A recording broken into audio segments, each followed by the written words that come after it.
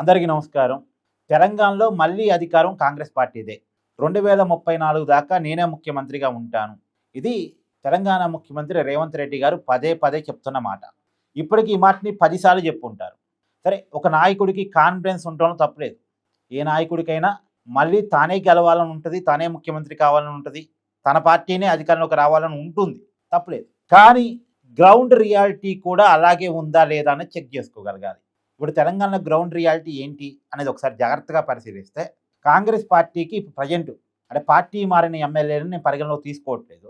Party మారిన ఎమ్మెల్యేలో ఒక్కళ్ళు కూడా తిరిగి రాబోయే ఎన్నికల్లో గెలవరు అనేది నా అంచనా. సరే, అది వాళ్ళని పక్కన పెట్టేస్తే కాంగ్రెస్ పార్టీకి 66 మంది ఎమ్మెల్యేలు మద్దతు ఉంది. ప్లస్ సిపిఐ ఎమ్మెల్యే కూననేని గారితో కలిపితే 67 మంది ఎమ్మెల్యేలు కాంగ్రెస్ ప్రభుత్వానికి మద్దతుగా ఉన్నట్టు లెక్క. ఈ 67 మంది ఎమ్మెల్యేల్లో 40 మంది ఎమ్మెల్యేలు ఇప్పటికిప్పుడు ఎన్నికలు జరిగితే ఓడిపోతారు. 40 మంది ఎమ్మెల్యేలు, వాళ్ళ మీద తీవ్రమైన వ్యతిరేకత ఉంది ప్రజల్లో, ఆయా నియోజకవర్గాల్లో. ఎమ్మెల్యేలు ఎక్కువ గెలిస్తేనే కదా అధికారం వచ్చేది.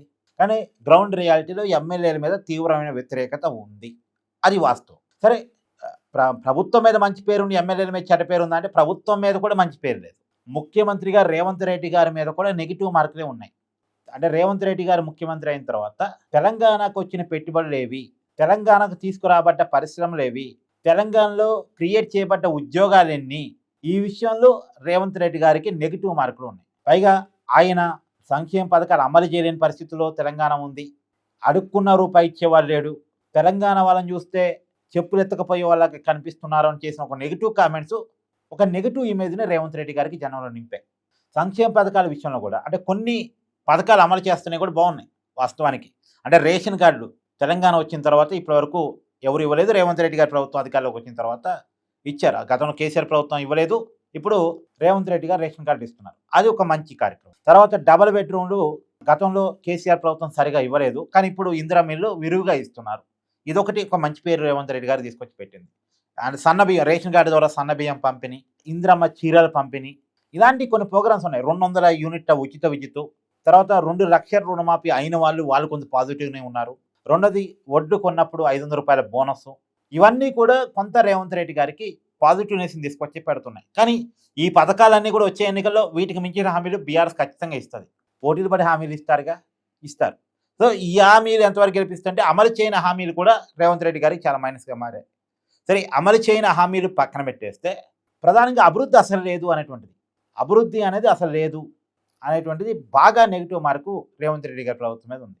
కొన్ని సంక్షేమ పథకాలు ఉన్నప్పటికీ మరికొన్ని సంక్షేమ పథకాలు సరిగా అమలు చేయట్లేదు అన్న పేరు ఉంది. పైగా పరిపాలన లేదు, అభివృద్ధి లేదు, ఇది బాగా నెగిటివ్ మార్కు ఉంది. దీన్ని రేవంత్ రెడ్డి గారు గమనించగలుగుతున్నారో లేదో నాకు తెలియదు. కానీ ఎందుకంటే లోకల్ బాడీ ఎన్నికల్లో కాంగ్రెస్ గెలిచింది కదా అని ఎవరైనా అనొచ్చు. లోకల్ బాడీ ఎన్నికల్లో గెలవటం వేరు, రియల్ టైమ్ ఎలక్షన్స్లో గెలవటం వేరు. రియల్ టైమ్ ఎలక్షన్స్కి లోకల్ బాడీ ఎన్నికలకి చాలా డిఫరెన్స్ ఉంటుంది. సర్పంచ్, మున్సిపల్, కార్పొరేషన్ ఎన్నికల్లో కాంగ్రెస్ పార్టీ మేజర్గా గెలిచింది, దాంట్లో భిన్నాభిప్రాయం ఏమీ లేదు. కానీ అదే సమయంలో గమనించాల్సిందంటే లోకల్ బాడీ ఎన్నికల్లో కొంత బీఆర్ఎస్ రికవరీ అయింది. అసెంబ్లీ ఎన్నికల్లో అధికారాన్ని కోల్పోయింది, పార్లమెంట్ ఎన్నికల్లో ఒక్క సీటు రాలేదు, తర్వాత బై ఎలక్షన్స్లో సిట్టింగ్ స్థానాలు ఓడిపోయింది. కానీ లోకల్ బాడీ ఎన్నికల్లో కొంత రికవరీ అయింది. మామూలుగా అధికార పార్టీ ఉండగా అపోజిషన్ పార్టీ అంత రికవరీ కావద్దు, కానీ అయింది. బీఆర్ఎస్ పార్టీ కొంత రికవరీ అయింది. కొన్ని ఏరియాలో బీజేపీ పర్ఫార్మెన్స్ కూడా బాగుంది. కార్పొరేషన్ వరకు వచ్చేసరికి బీజేపీ పర్ఫార్మెన్స్ కూడా కొన్ని ఏరియాలో బాగుంది. కాబట్టి సహజంగా కూడా దేశంలో కాంగ్రెస్ పార్టీ రెండోసారి అధికారంలో రావడం అనేది సాధ్యం కావట్లేదు. ప్రాక్టికల్గా చూసినప్పుడు కాంగ్రెస్ భావాజాలంలోనే, కాంగ్రెస్ సంస్థాగత నిర్మాణంలోనే ఆ ప్రాబ్లం ఉంది. కాబట్టి కాంగ్రెస్ పార్టీ తిరిగి గెలవాలంటే రేవంత్ రెడ్డి గారు తన పర్ఫార్మెన్స్ని మెరుగుపరుచుకోవాలి. మామూలుగా ఏదో స్ట్రాటజీ ఉన్నట్టుంది, చివరి సంవత్సరం ఏదో ఉన్న అన్ని పథకాలు అమలు చేసేద్దాం, విరివిగా సంక్షేమ పథకాలు అమలు చేస్తే అధికారులకు మళ్ళీ వస్తాంలే అనేటువంటి నమ్మకం ఆయనకు ఉన్నట్టుంది.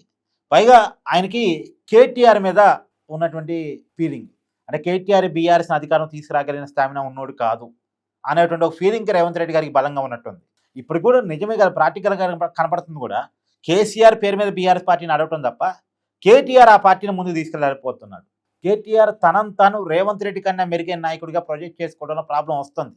సరే, చదువుకున్న వాళ్ళు కొంత ఐటీ నిపుణులలో వాళ్ళకి కొంత కేటీఆర్ అంటే ఇష్టపడవచ్చు కానీ జనరల్ పబ్లిక్లో, రైతాంగంలో, వ్యవసాయ కార్మికుల్లో, జనరల్ పబ్లిక్లో కేటీఆర్ ఒక గొప్ప నాయకుడిగా, కేసీఆర్ లాగా ఆయన నాయకుడిగా తయారు కావడంలో ప్రాబ్లం ఉంది. సరే హరీష్ రావుకు ఉంది కానీ మాసి మీద ఎందుకో కేటీఆర్కి రావట్లేదు. కేటీఆర్ చాలా తప్పిస్తున్నాడు మాసి మీద కోసం. తన భాష మార్చుకున్నాడు, తన యాస మార్చుకున్నాడు, తన భావాజాలాన్ని మార్చుకున్నాడు, తన ఆలోచన మార్చుకున్నాడు, తనను తాను మాస్ లీడర్గా క్రియేట్ చేసుకోవడం కోసం చాలా ప్రయత్నం చేస్తున్నాడు. ఎందుకు అనుకున్నంత వర్కౌట్ కావట్లేదు. సో ఈ వర్కౌట్ కావట్లేదు కాబట్టి నన్ను కేటీఆర్ ఓడించలేదే, కేసీఆర్ ఎట్టా బయట రావట్లేదు, ఆయన ఆరోగ్యం కూడా బాగాలేదు కదా అనే ఆలోచనతో రేవంత్ రెడ్డి ఉన్నాడా అని చూడాలి. బట్ ఏది ఏమైనా రేవంత్ రెడ్డి గారి కాన్ఫిడెన్స్ మనం ఒప్పుకోవాలి. కానీ ఉన్న పరిస్థితులు చూస్తే మాత్రం కాంగ్రెస్ తిరిగి అధికారంలోకి రావటం అనేటువంటిది అంత ఈజీ పని అయితే కాదు. ఎమ్మెల్యేల మీద వ్యతిరేకత ఉంది, ముఖ్యమంత్రిగా రేవంత్ రెడ్డి గారి మీద నెగిటివ్ మార్కులు ఉంది. ఆ నెగిటివ్ మార్కులు విపరీతంగా ఉన్నప్పుడు, రికవరీ అయితే చెప్పలేము, కానీ రికవరీ కాకపోతే మాత్రం తిట్టుకుంటైనా మళ్ళీ బీఆర్ఎస్కే ఓటేస్తారు. అంటే ఇతని మీద అతను బెటర్ కదా, ఏమీ లేని కాడ అంటే అప్పులో చేసి ఏదో టైం టు టైం సంక్షేమ పథకాలు అమలు చేసి కొద్దిగా పరిపాలన చూపించి డెవలప్మెంట్ చూపించినటువంటి కేసీఆర్ బెటర్ కదా అనేటువంటి ఆలోచన వచ్చిందంటే అది రేవంత్ రెడ్డి గారి పతనానికి కారణం అవుతుంది. సో గ్రౌండ్ రియాలిటీని ఇప్పుడు అధికారంలోకి రానంత వరకు గ్రౌండ్ రియాలిటీ ప్రతిపక్షంలో ఉన్న వాళ్ళకి తెలుస్తూ ఉంటుందండి. ఎందుకంటే వాళ్ళ చుట్టూ క్వార్టరీలు ఉండవు. అందులో కాంగ్రెస్కి అప్పట్లో అసలు క్వార్టరీ ఉండేది, ఎందుకంటే 10 సంవత్సరాలు వరుసగా అధికారాన్ని కోల్పోయి ఉంది కాబట్టి వాళ్ళు పెద్ద క్వార్టరీ లేని పరిస్థితి. కాంగ్రెస్ అసలు ఉంటుందా ఉండదా అనే పరిస్థితిలో పెద్ద క్వార్టరీ లేకుండా గ్రౌండ్ రియాలిటీలో ఉన్నారు, ఫైటింగ్ నేచర్లో ఉన్నారు, పబ్లిక్ కనెక్టివిటీలో ఉన్నారు. కానీ ఇప్పుడు అధికారం వచ్చిన తర్వాత క్వార్టరీ ఏర్పడింది. ఆ క్వార్టరీ వల్ల గ్రౌండ్ రియాలిటీ అనేది ముఖ్యమంత్రి గారి చెవులు దాకా పోదు, ఆయన కళ్ళకు కనపడదు. గతంలో కేసీఆర్కి ఎట్ట కనపడలేదు, ఇప్పుడు రేవంత్ రెడ్డి కూడా అలాగే కనపడదు. కానీ అలా కనపడకుండా ఉంటే, వాళ్ళ రియాలిటీని చూడలేకపోతే వాళ్ళే నాశనం అయిపోతారు, వాళ్ళే నష్టపోతారు. కాబట్టి కొంత టేక్ కేర్ చేసుకుంటే బెటర్ పరిపాలనని. అంటే కాన్ఫిడెన్స్ నిజం కావాలి అంటే మాత్రం రియాలిటీలో ఉండాలి. ఇప్పుడు రియాలిటీ చూస్తే మాత్రం తిరిగి కాంగ్రెస్ అధికారంలోకి వచ్చే పరిస్థితి తెలంగాణలో లేదు. మీ అభిప్రాయాన్ని కామెంట్ చేయండి. Thank you.